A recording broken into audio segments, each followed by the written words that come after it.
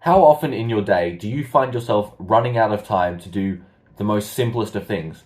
You may set yourself a list of tasks or have an idea in your head about what specifically you want to accomplish that day, and yet as you're nearing the end of the day, you realize you haven't even completed half of the list.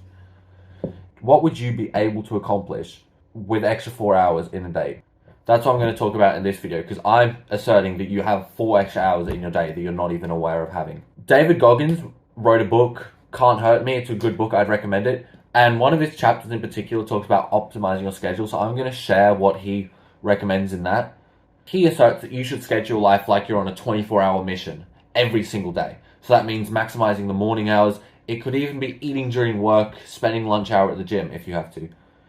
So what I want you to do first is evaluate your life and figure out how much time you're wasting. So essentially, go through your life as normal for a week. Maybe start on a Monday so it's a nice little system.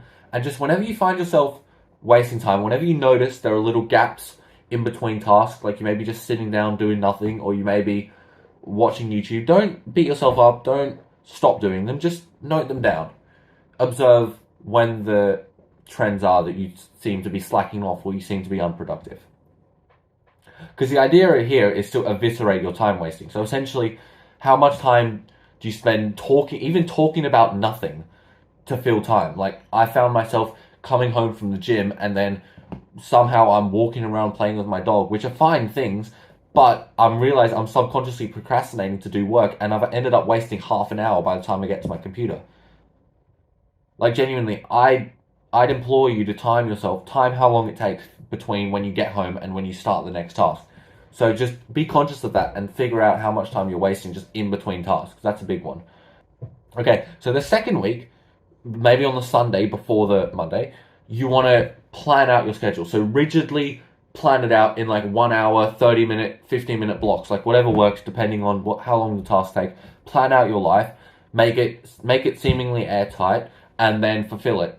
If you're going over on one of the windows, like, oh, I'm supposed to be working till 5 p.m. and it's 5:03, but I really want to finish this, just stop yourself, move on, do the next task, because otherwise it will create a lag and then everything will be pushed back. So just cut it off, work on it tomorrow. And similarly, take notes, because it probably won't be perfect. Chances are there will be little fine details which you may have missed. Take notes on the inconsistencies. Now, the third week, we refine it further, fix it up again on the Sunday night, make it even more airtight, and then that's it. You're done. So a 3-week program, and you're completely set with 4 extra hours in a day. That's worth doing. With this 4 hours, if you're not, again, depending on the demographic in your situation, you may be thinking about, what can I do with these hours? So one thing that I mentioned in my stimulation video is that you can spend some time just thinking, like literally just thinking, just maybe with a journal, write down your thoughts, because ideas will come to you.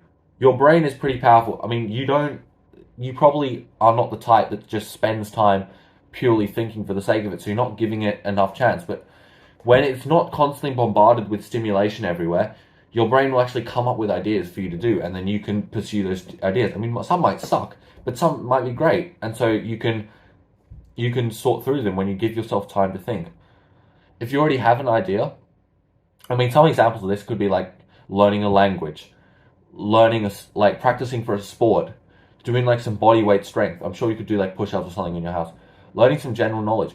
Doing it by itself, it's horrible. You just seem like a neek. I know people who literally only have general knowledge, and they seem odd. They just seem like they live with their noses in books. But if you can have everything else and have general knowledge, it makes you seem intelligent and powerful. And if not, there's the obvious one, a side hustle. So there are plenty of other things you could figure out by yourself and your brain can come up with, depending on what you want to do. So yeah, figure it out, think of something to do.